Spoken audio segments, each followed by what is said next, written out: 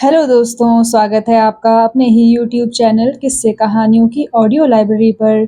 आज हम कहानी सुनेंगे व्यक्ति का मूल्य। तो चलिए सुनते हैं आज की कहानी। बहुत समय पहले की बात है। विक्रमादित्य नाम के एक राजा राज्य किया करते थे। वे बड़े न्यायप्रिय थे। जनता भी उनकी न्यायप्रियता का आदर करती थी। उनकी जनता में अत्यधिक लोकप्रियता थी।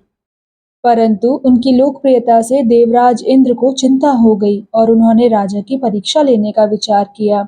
इंद्र ने राजा के पास 3 कटे हुए सिर भिजवाए और संदेश लिखवाया, यदि राजा इन 3 सिरों का मूल्य बतला देंगे तो उनके राज्य में सोने की वर्षा होगी।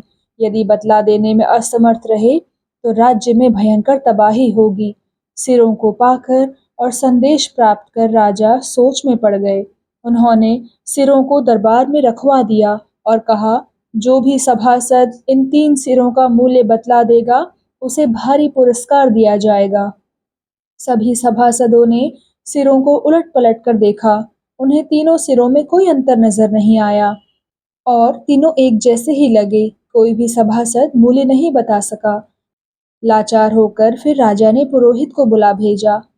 राजा ने पुरोहित से कहा, तुम राजपुरोहित हो, इन सिरों का मूल्य बताओ। पुरोहित ने भी सिरों को ध्यान से देखा और कहा, महाराज, जब कोई भी सभासद इन सिरों का मूल्य ना बता सका तो मैं ही कैसे बता पाऊंगा। यह सुनकर राजा ने कहा, तुम्हें 7 दिन की छुट्टी दी जाती है। तुम इन सिरों का मूल्य मालूम करो। ना बता पाए तो तुम्हें मृत्युदंड मिलेगा। पुरोहित घर आए और अन्यान पार्टी लेकर पड़ गए। उन्हें इस प्रकार पड़ा देखकर पंडिताइन को चिंता हो गई। पूछने पर पंडित जी ने पूरा हाल कह सुनाया। यह सुनकर पंडिताइन भी उदास और चिंतित हो गई।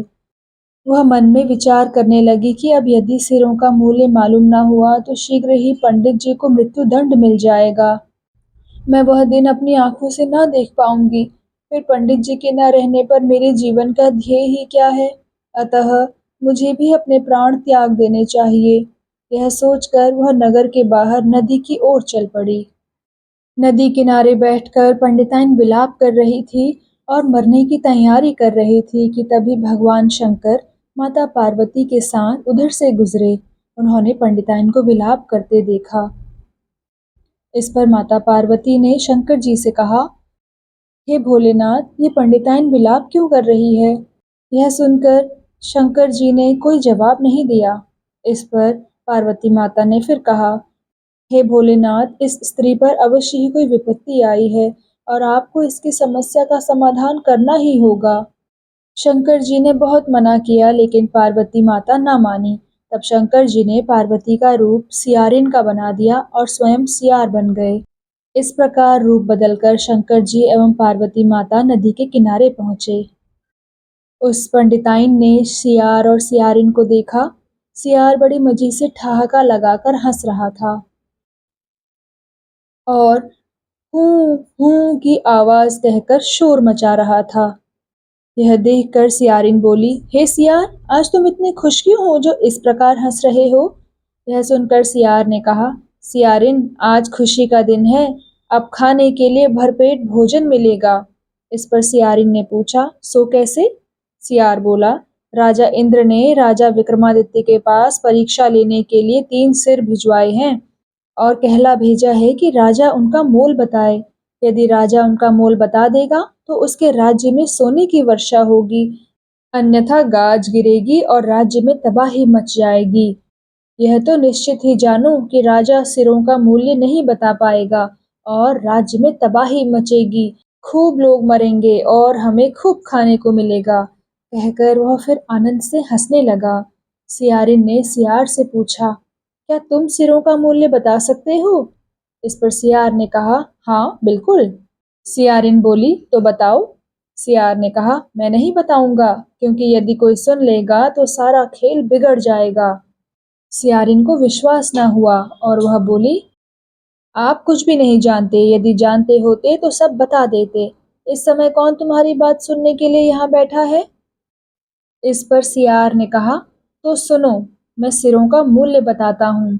इनमें से एक सिर ऐसा है कि उसके कान में यदि सोने की सिलाई डालकर चारों ओर घुमाई जाए तो वह कहीं से भी बाहर ना निकलेगी। यह सिर अनमोल है। दूसरा सिर ऐसा है कि उसके कान में यदि सिलाई डालकर घुमाई जाए तो वह मुंह के रास्ते निकल आएगी। यह सिर मध्यम श्रेणी का है और इसका मूल्य 5,000 स्वर्ण मुद्राएं हैं। तीसरे सिर के कान में यदि सिलाई डालकर घुमाई जाए तो वह नाक, कान, आँख व मुंह कहीं से भी निकल सकती है। यह सिर निम्न श्रेणी का है और इसका मूल्य 1 कौड़ी भी नहीं है। सियार और सियारिन की यह बातें पंडिताइन ने सुन ली। उसे अपनी समस्या का समाधान मिल गया और प्रसन्न मन चुपचाप वहां से चल दी। घर जाकर देखा कि पंडित जी अब भी चिंतित होकर चारपाई पर पड़े हैं। पंडिताइन ने उन्हें जगाया और कहा, पंडित जी, चिंता छोड़ो, आपकी समस्या का हल मिल गया है। यह सुनकर पंडित जी की बाँछें खिल गई।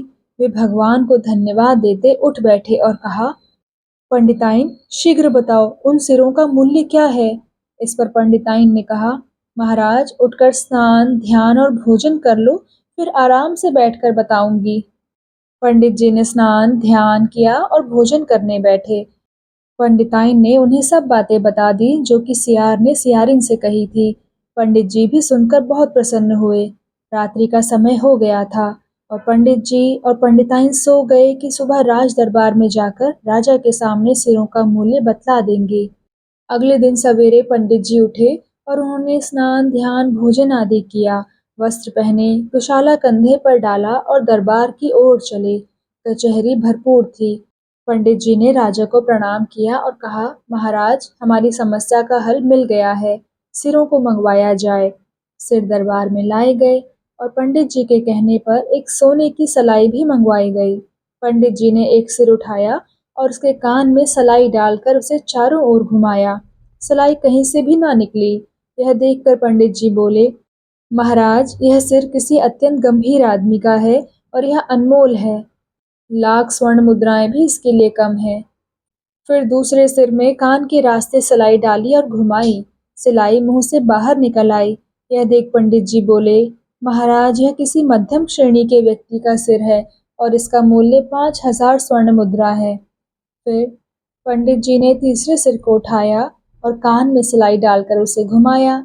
सिलाई कभी उसके नाक, कभी मुंह, आँख व कान सभी जगहों से पार हो गई। यह देखकर पंडित जी बोले, महाराज, यह एक बहुत ही निकृष्ट आदमी का सिर है। यह कोई भी बात पेट में नहीं रख सकता। इधर कोई बात सुनता है, उधर उगल देता है। इस सिर का मूल्य 1 कौड़ी भी नहीं है। तीनों सिरों का मूल्य जानकर राजा विक्रमादित्य और उनके दरबारी प्रसन्न हुए। पंडित जी को खूब धन धान्य भी दिया गया। अगले दिन राजा ने सिरों का मूल्य लिखकर उन सिरों को चिट्ठी के साथ राजा इंद्र को भिजवा दिया। इंद्र भी प्रसन्न हुए और राजा विक्रमादित्य के राज्य में सोने की वर्षा हुई। तो दोस्तों, कैसी लगी आपको ये कहानी और आपने इस कहानी से क्या सीखा? कृपया कमेंट सेक्शन में आकर ज़रूर बताइएगा। मैं मिलूंगी आपसे ऐसी ही किसी दूसरी कहानी के साथ। तब तक के लिए धन्यवाद।